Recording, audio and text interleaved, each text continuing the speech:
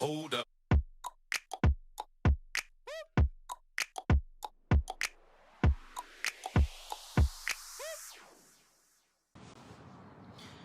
I hope you're having a great day.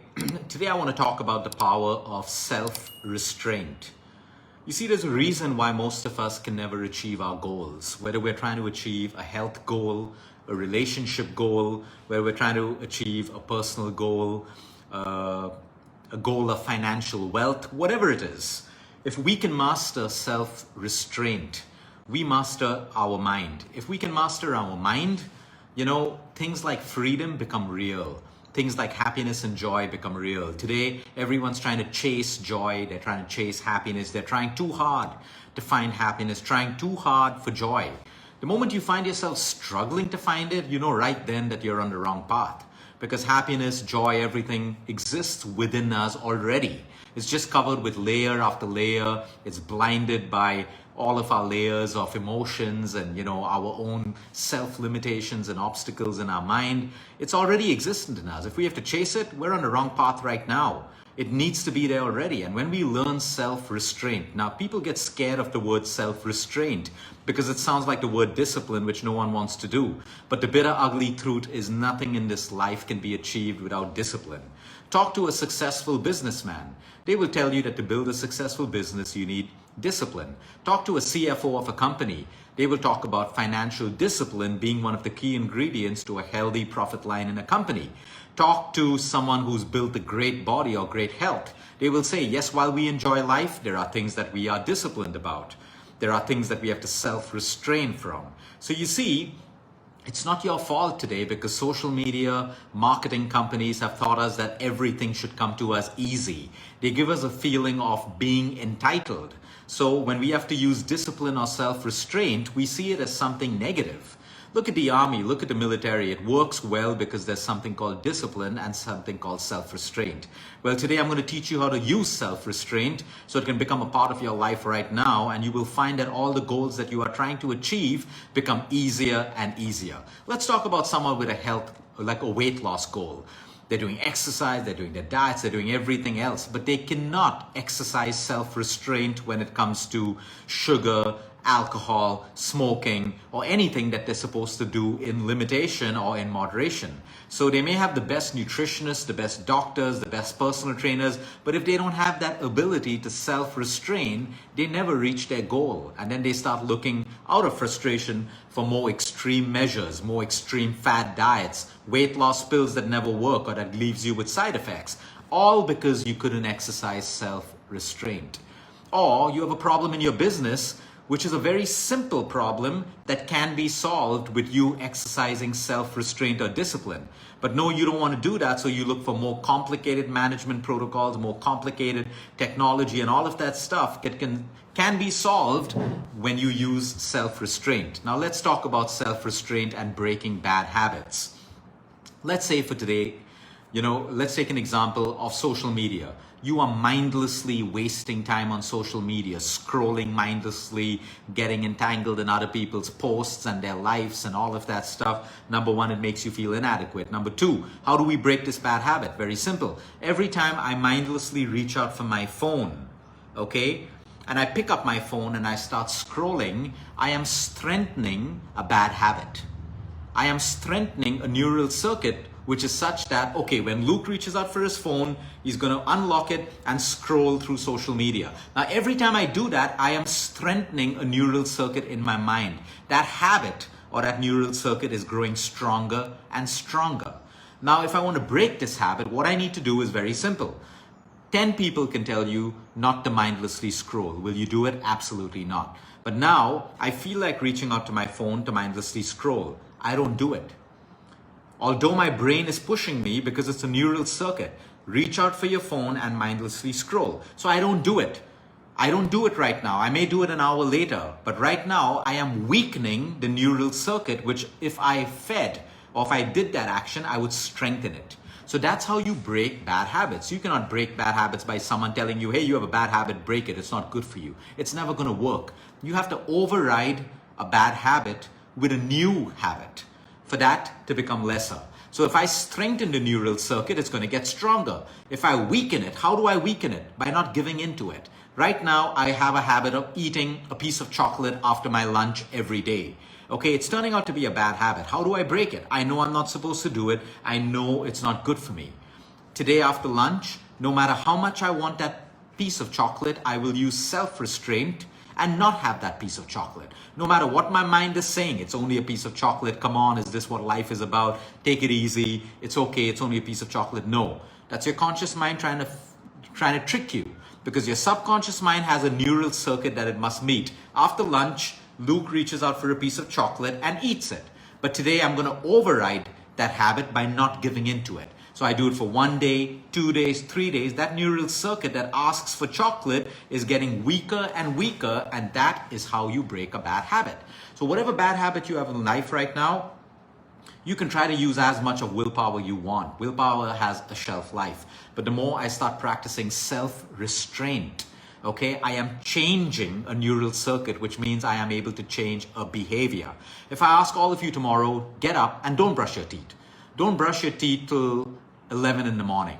Okay, you're going to find so much resistance coming from your subconscious mind and your conscious mind. Okay, because that's what your circuit's trying to do. Drive the action, drive repetition. That's what it is. That's why they say neurons that fire together wire together. So if your neurons fire together for the wrong habits, they just become bigger and stronger. If they fire together for the right things, they become bigger and stronger. That's why some people can do things easily compared to some people who cannot, because they keep feeding the bad habit.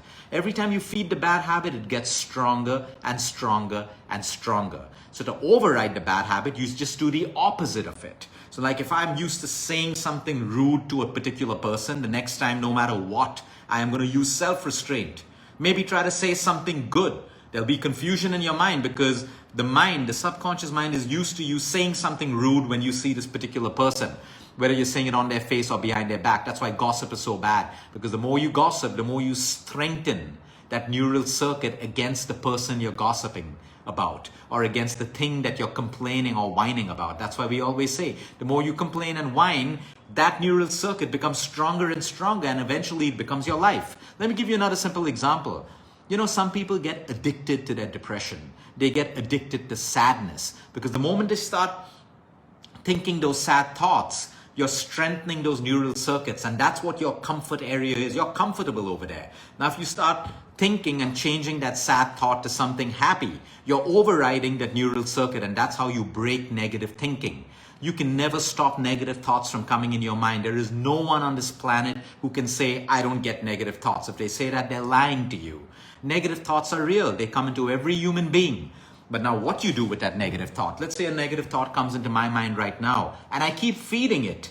It's getting stronger and it's spiraling me downwards, more into negativity. But I get a negative thought and I say, okay, fine, good. Now what can I do? What action can I take? What thoughts can I think? I'm breaking the neural circuit. I'm overriding that neural circuit, which otherwise I would strengthen. So you see, it all comes down to you. How much of attention are you willing to give the negative? How much of attention are you willing to give the positive? How much of self-restraint are you willing to use to hold back? Hold back. Okay, all the cool kids out there, or cool adults today, everyone's meeting to smoke a joint, and yeah, we just do it. We just do it for the sake of doing it and stuff like that. And then it becomes every weekend, and then it becomes every day. You know, it's a stronger neural circuit. But today you say, no, I'm just going to socialize today. I'm not going to drink. I'm not going to smoke. I'm going to take it easy. I'm just going to have a good time. There are 10 ways of having a good time. Guess what? You are changing that neural circuit, and it's going to become easier for you to break the habit. Many people have fixed their weekends. Okay, weekend, I'm going to smoke a shisha, smoke a couple of joints, have a biryani, have a late night meal, all of that stuff. And every time you do it, you make that habit stronger and stronger. You have to break that habit by doing the opposite of everything. If you want change in your life, if there's someone toxic in your life right now and you keep responding the same way to that toxic person every day, you're only strengthening your subconscious mind neural circuit. But today, someone toxic, and I decide I'm going to do the opposite. Instead of being mean to that toxic person or rude to that toxic person, I'm actually going to genuinely find something to appreciate and tell that person without an expectation that they're going to change. I'm going to do it because I want to rewire my subconscious mind. I want to change the way my neural circuit works. I want to reduce my own suffering because I can't get rid of this toxic person in my life. So when we can't make a change, we accept, we let go, or we change our own way of thinking so that we reduce our own suffering. So you see, even when it comes to reducing suffering, it is only us who can do it. It is only us who can do it. The cigarettes can make you feel good. The marijuana can make you feel good. The alcohol can make you feel good. The over-socializing, the venting to all your friends can make you feel good, but it's not permanent. The only way you can get rid of the suffering is when you change the way you think inside, when you change your neural circuits, which otherwise you're constantly feeding. And that is why you must learn self-restraint. Self-restraint doesn't mean that you have a boring life. In fact, some of the most disciplined people have the best lives because they know how to balance everything into their life and maintain the 4 or 5 things that they must do irrespective of the weather, irrespective of people in their life, irrespective of their relationship, irrespective of what they're doing in their jobs or how happy they are. They do these 4 or 5 things every single day and they have the best lives. But a lot of people who have no discipline, they like to show that their lives are great. But what are they trying to show? How much they smoke, how much they drink, how much of shisha they're doing, how many friends they have on Instagram. Very shallow things. And right then you know that these people are not truly happy. To be truly happy, you have to learn how to sacrifice things of lesser value for things or people of greater value. That's the only time you feel joy. You cannot feel happiness without knowing sadness. You cannot feel freedom and peace without knowing suffering. So all of these things are real in life. It is part of everyone's life. The sooner you accept it's part of your life, the better and the easier it is for you to overcome it. Yes, you are going to have sad days. Yes, someone is going to probably hurt you in this lifetime. Yes, you are probably going to get sick. Yes, you may feel pain. You may feel the pain of suffering, loss. Yes, your close ones are going to die. Accept these things. It's going to happen. When you accept it, you know how much of attention to give it. And it also works as a reminder of how much of the goodness to focus on in your life. Because the things I spoke about are going to happen. So now if you're going to focus over there, it's going to pull you down into negativity. But knowing that those things are going to happen in your life, I can shift my focus to all the goodness I have in my life. Okay, the people who are alive. Right now I have great health. Can I build greater health so I can reduce suffering? Possibly. So you see, using self-restraint is a powerful skill that your children should learn, teenagers, adults, senior citizens, everyone. It is so easy to give in. Oh, come on, it's just one weekend. Oh, come on, it's just a little bit of sugar. Oh, come on, it's just 3 cigarettes. And then you keep strengthening it. It becomes a bad habit that you do not want to break or you find difficult to break. And then the human mind looks for consolation or ways to validate your bad behavior or justify your bad behavior. And at the end of the day, you know, you're behaving like a fraud. You know what you're doing is wrong. So everyone makes mistakes. Everyone has vices. Now, forget about the world. What can I do to minimize it? What can I do to change it? Self-restraint, create new neural circuits, override the bad habits by creating a new behavior or doing something completely the opposite.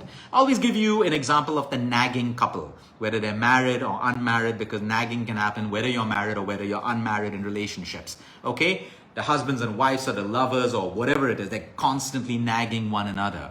One fine day, the husband or the wife decides, or the lover decides to behave completely the opposite.